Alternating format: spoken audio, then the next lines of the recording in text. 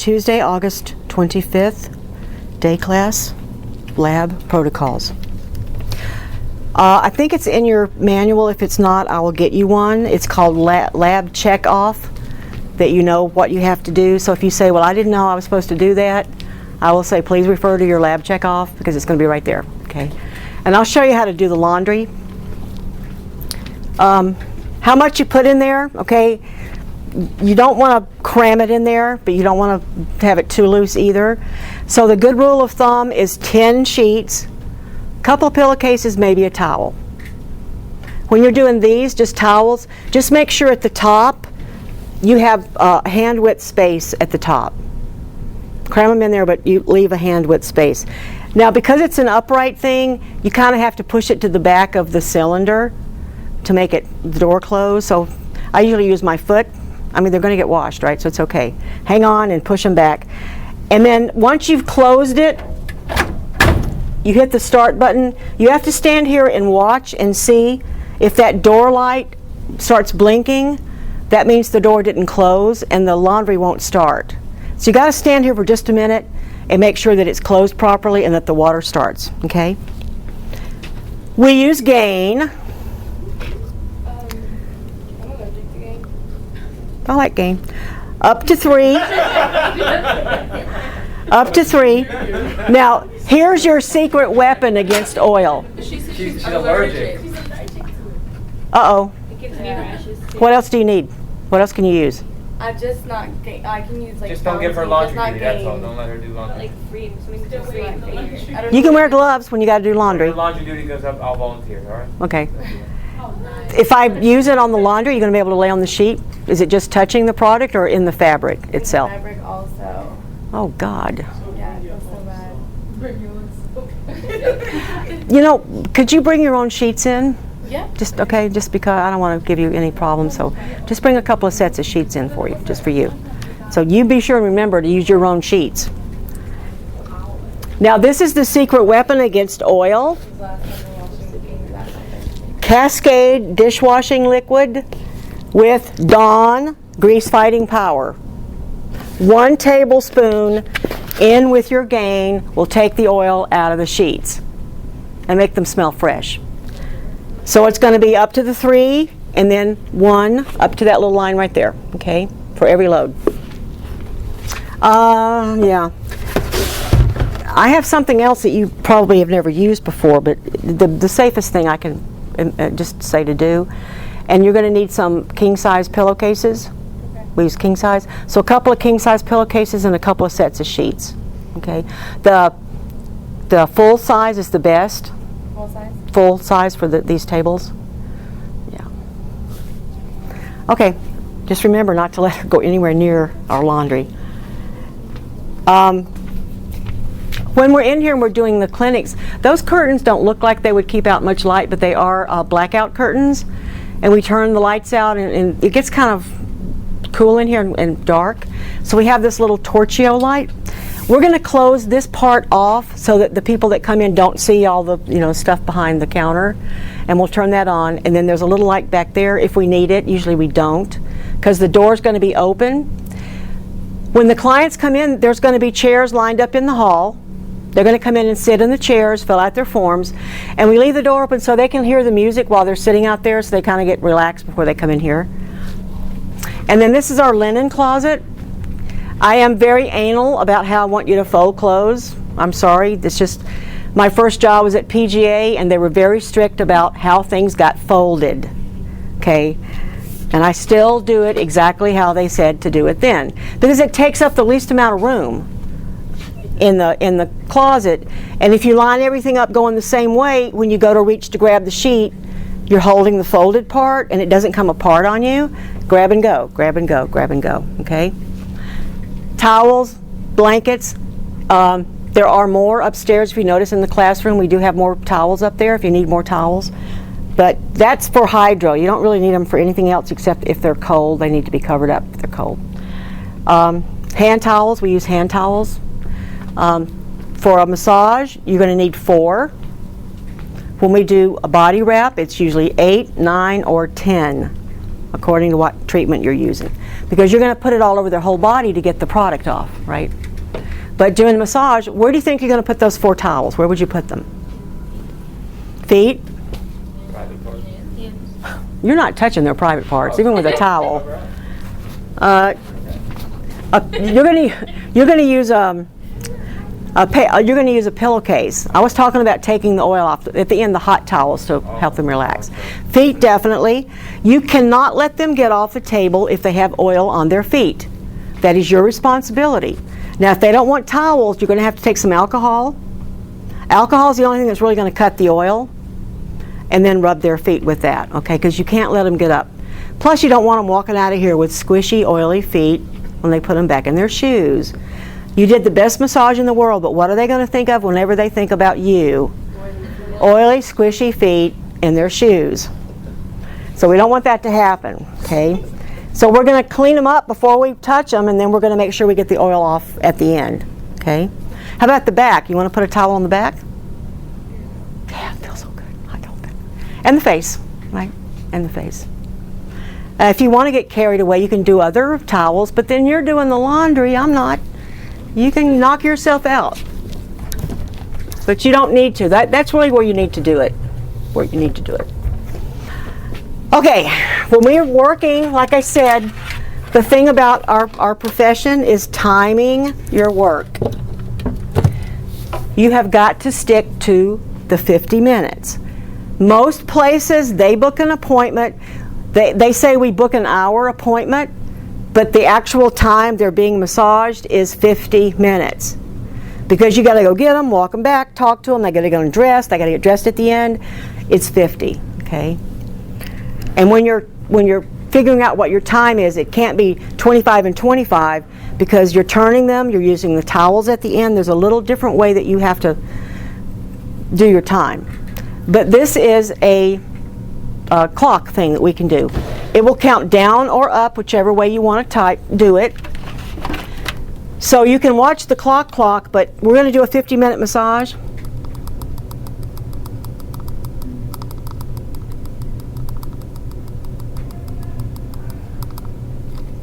You're going to watch that, okay? There's one in the front and one in the back. You can have it count down or count up, whichever way makes more sense to you. And when we first learn, we're going to do a 5-minute foot and a 3-minute foot and a 2-minute foot so that you get some kind of sense of time. And they may come in late and you got to do a 1-minute foot. Can you do a good 1-minute foot? Hopefully, right? You need to practice it. And we are going to do it blindfolded once because you need to be able to judge your time without looking at a clock. You have a little thing in your brain that does count time.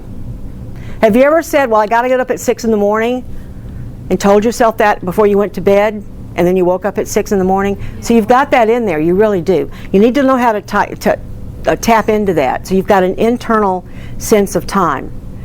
You're never going to be somewhere without a clock, but you know, maybe the battery went out, you dropped it and it broke, and you still have to do the massage.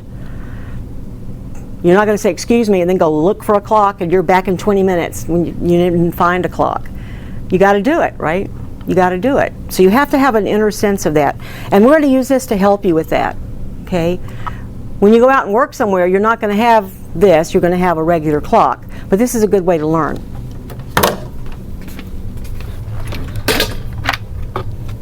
And then in each room, now we're not going to need these because we're going to keep the curtains pulled back. But later on when you're doing this, like kind of on your own, we have little clocks for you that you set up in the table, so you'll always have a way to tell time, okay? I used to ask everybody to bring their own, but then half the people would and half the people wouldn't. So I just want to make sure you've got a way to tell the time. Now down here, as upstairs, there's going to be a book for you to sign in. So whenever you come in, upstairs or downstairs, you have to sign in, okay? If you forgot, you can do it later, but just try to remember, this is what they use for attendance records, so I have to have them. I turn them in every couple of days, so just remember to do it if you forgot to sign in, please.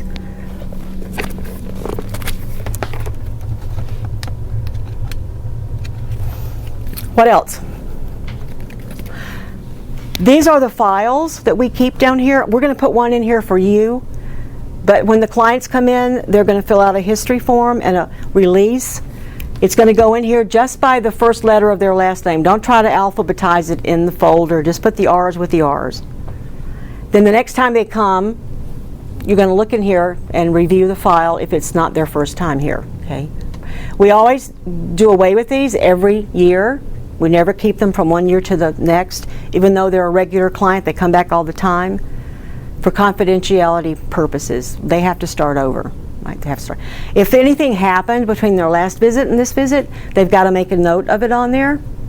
And we talk about the law. You really need to update everybody's file every 6 months, regardless. Just go in there and update them. Make them do a new one if you have to, but they're right here. You're going to do one too for each other before we start working on each other. Now, if someone is not a student in this class, they're not a student, okay? There may be your mother, but they're still not a student. Before you touch them, they have to sign a release.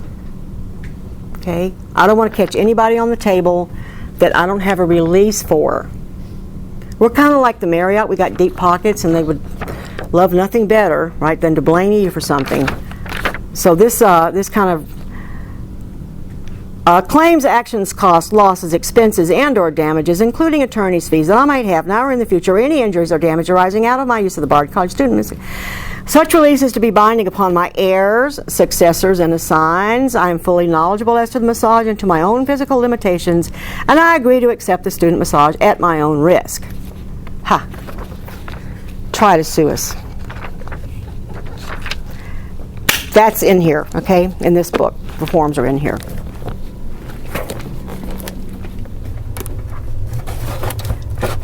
And we'll go back over this again. Now, when they give you a donation, you're going to write that, whatever amount it was, on the release form. So that day, that person, they gave you $10, you're going to put it on the release form so that we keep track of the record of what they gave us there, okay? Don't put it on the medical history form. Put it on the form that's for that day. Put it on that release form. Now, you're going to be required to do what's called a SOAP note. Anybody know what a SOAP note is? What is it? I don't know the actual definition, but we used to have to ask a whole bunch of different questions, but then also it's like the body and you... It's a record of the treatment that you gave them, right?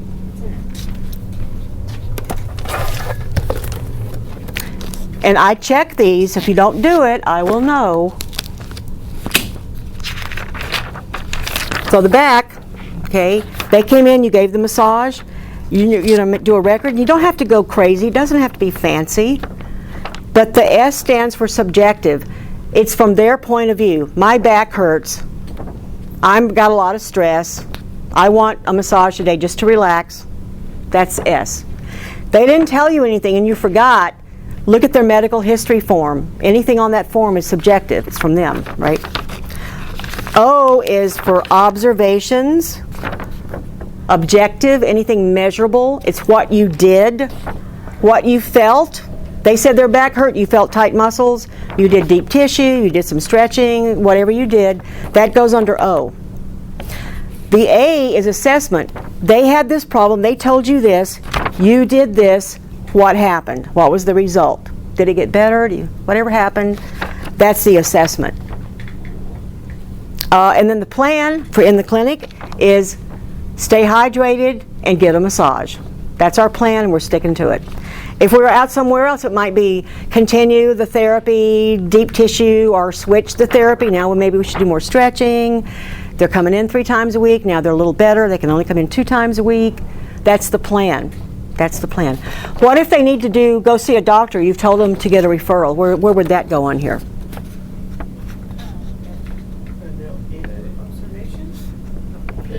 That's the P. That's the plan. They got to go see a doctor, and you're not letting them get back on your table until they bring you a note. So referrals go under P. Okay, under P.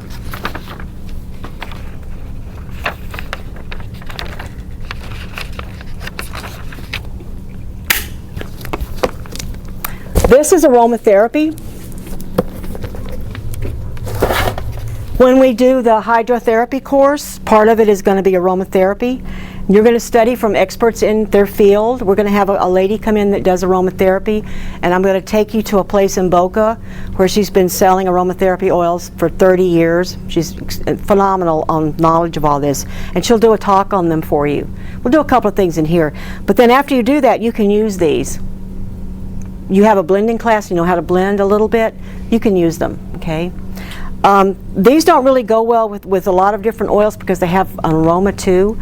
So when we do this, we're going to use a balm. You know what a balm is? B-A-L-M. Once you do it, you won't ever want to use oil again. It's just so wonderful, so light on the skin.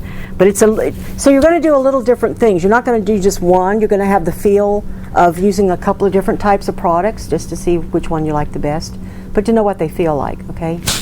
But not yet, only after you do the class. So this is here for you to use.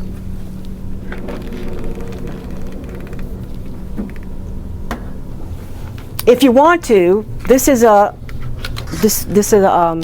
aromatherapy dispenser. You can turn it on and put some aromatherapy in the oil. It's kind of a losing battle because that machine back there is designed to pull everything out of the air.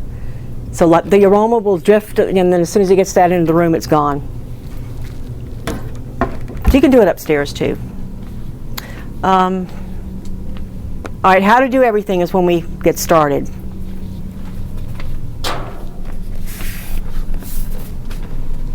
You know what these are?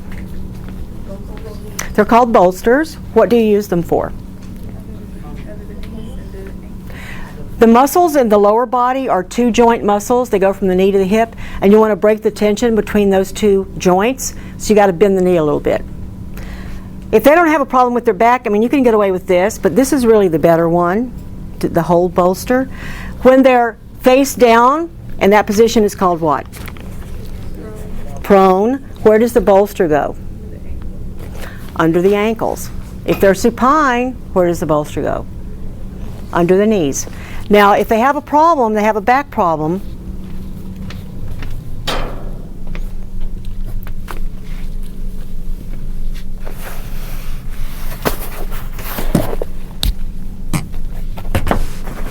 these are called leg lifts.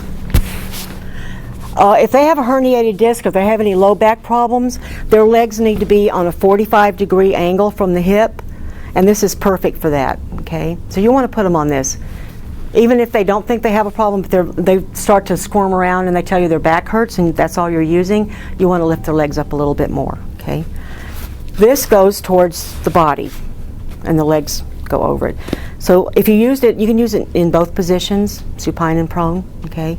And then we're going to do side lying, so I'll show you that later with the cushions that you're going to use for side lying, and you would use this too then. Now I've got lots of different kinds of pillows for you.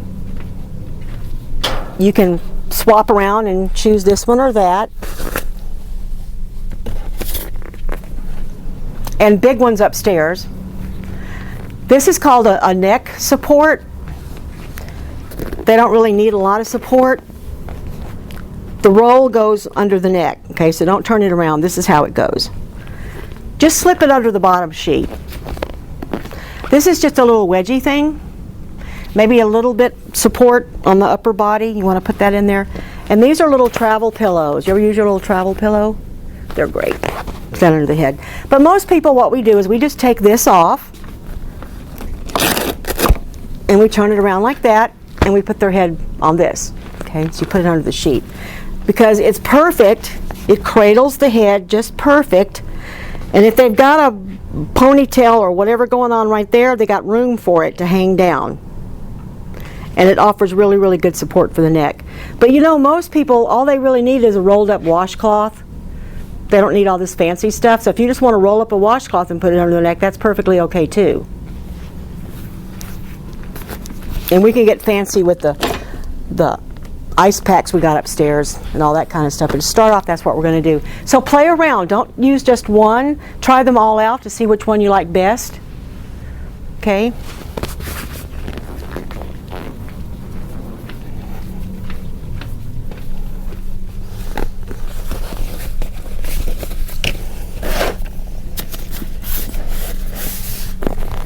And then for the ladies, if you need a little extra support for the breast area, I have 2 of these in there. And you would use that, you know, like this on the table.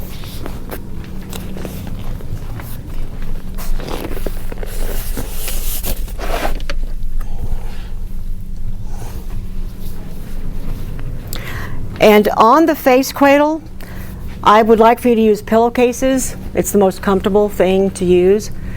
You don't need to use this one, but when we work with, do a breast drape for a woman, I want you to use the longer one. You need to use the king size pillowcase, because for most women, the regular size isn't long enough.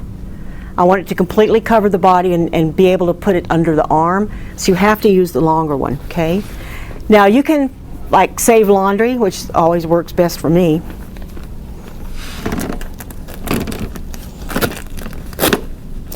They're face down, right?